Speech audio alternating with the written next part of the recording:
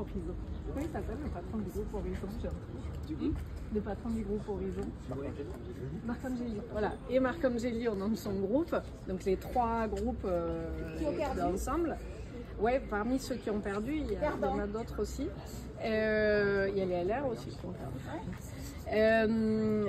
Il disait, nous on veut bien discuter et tout, mais il ne faut pas qu'il y ait d'insoumis au gouvernement. Et en fait, Jean-Luc Mélenchon... Non, il le disait dans la presse. Ouais, mais ça... Non, ils ont écrit, ils ont fait des courriers officiels de président de groupe à président de groupe. Non, tout ça a été très... Et en fait, juste après, une fois qu'il y a eu les déclarations de la France Insoumise pour dire nous on est responsable, donc vu qu'on veut que le nouveau Front Populaire puisse exercer le pouvoir, on s'engage, on dit qu'on n'ira pas. Là, d'un coup, il y a eu un retournement et les 3 mêmes, donc Attal, Fesneau et Marc Angeli, ont dit nous on ne veut pas de nouveau Front Populaire tout court parce qu'on ne veut pas leur programme. D'accord, mais sauf que ça veut dire qu'ils veulent le programme du Rassemblement National parce que si on n'applique pas le NFP, je crois qu'ils on veulent aura le continuer. Rassemblement National après. Donc en fait, ils nous foutent dedans. C'est ça le problème. Donc il faut retourner les voir. Il faut retourner les voir. Et nous, on y va parce que la CGT, on va y aller. Ils disent fin septembre. J'espère qu'on va y aller plus tôt. Nous, on va se bloquer. Mais il nous faut des billes. Il faut parce que moi, autour de moi, les gens disent oui, mais de toute manière, ça sert à rien que vous alliez à l'Assemblée. Vous allez vous faire virer immédiatement.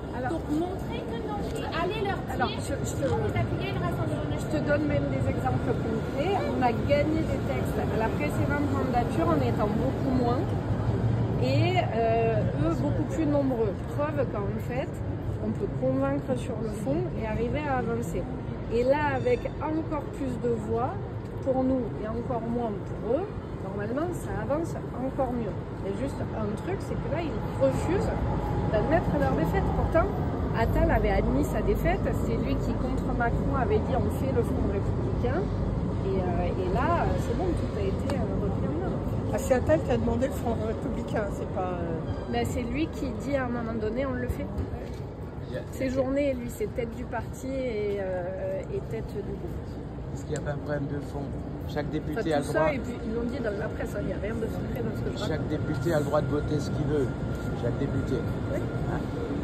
Qu'un président de groupe dise mon groupe, il a le droit de le dire, on peut le croire, on peut le penser. Mais constitutionnellement, on ne peut pas savoir ce que votent les députés. Parce qu'ils ont le droit. Si, le vote est public, c'est le principe. Non, mais à l'avance. On le sait, on ne peut pas savoir d'avance ce que vote un député. Ah oui. Sur la loi immigration, il n'y en a pas beaucoup qui ont dit. D'accord, mais ce que je veux dire, c'est que l'attitude de Macron et de tout le monde, de dire, vous voyez, stabilité institutionnelle, enfin, c'est pas possible parce que je sais ce que vont faire les députés.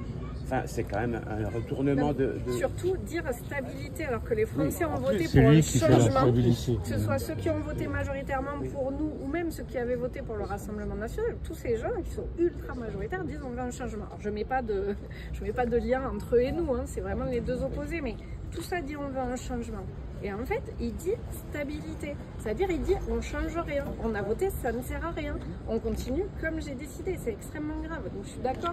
Il faut faire monter dans les exécutifs. Ce qu'on veut, c'est d'autres arguments. Il faut leur matraquer avec d'autres arguments. Ces médias, ils sont tout à fait nous. Mais il y en a pas d'autres. C'est un argument en soi. Le vote n'a pas été respecté. Oui, mais d'accord, mais il faut changer d'argument. Il faut montrer que vous avez une majorité que vous pouvez faire. Non, on a une majorité relative. On ne va pas inventer comme une majorité tout court. Elle n'existe pas. Non, mais il faut... Mais Macron n'avait pas de majorité non plus. Il avait une majorité relative. Il y a 40 voix d'écart entre sa majorité et la nôtre. Il y a des gens qui ont été élus qui disent ok, parce qu'on ne veut pas du Rassemblement National dans un an, on va donner la chance et on votera les trucs. Et si on a fait des autocars?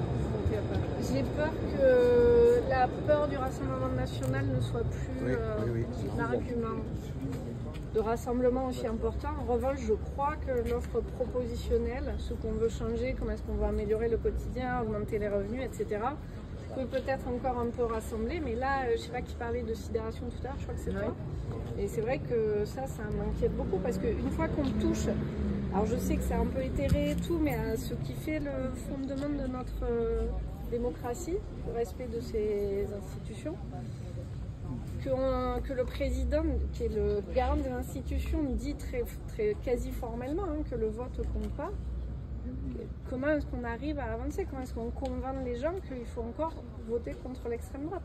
Comment est-ce qu'on les convainc qu'il faut voter contre le libéralisme? Comment est-ce qu'on les convainc qu'il faut continuer à avancer? Surtout que s'il a raison... Donc c'est pour ça qu'il ne faut pas lâcher. Il aurait déjà nommé Castel il y a un mois. Et le NFP aurait déjà été battu. Il y a un mois, on n'était pas tout à fait d'accord entre nous sur il y a un mois, il y avait déjà... personne. Il y a un mois, si. Ça a été fait 15 jours après le... Castel, c'est là depuis plus d'un mois. On a mis du temps à se mettre d'accord. On a une petite part de responsabilité. Il l'aurait nommé dès qu'elle était désignée, il l'aurait nommé. S'il a raison, le NFP aurait été battu. Oui, ça aurait été beaucoup plus C'était la logique. Donc s'il ne le fait pas, c'est bien parce qu'il ne veut pas qu'il puisse y avoir un risque, soit que ça passe par des décrets, soit que les autres soient obligés de se déterminer. Alors, je vais vous faire une analogie horrible, mais vous savez, cette phrase n'a jamais existé, plutôt Hitler que le Front Populaire, même si c'était la traduction de... Hein. Elle n'a pas existé. Et là, elle n'a pas été prononcée telle qu'elle, ça a été une parodie de ce que pensaient les autres, mais ça n'a pas été... même si on la ressort toujours, c'est pas une phrase telle quelle. En tout cas, j'ai trouvé aucune source qui dise que c'est une phrase telle quelle. Bref.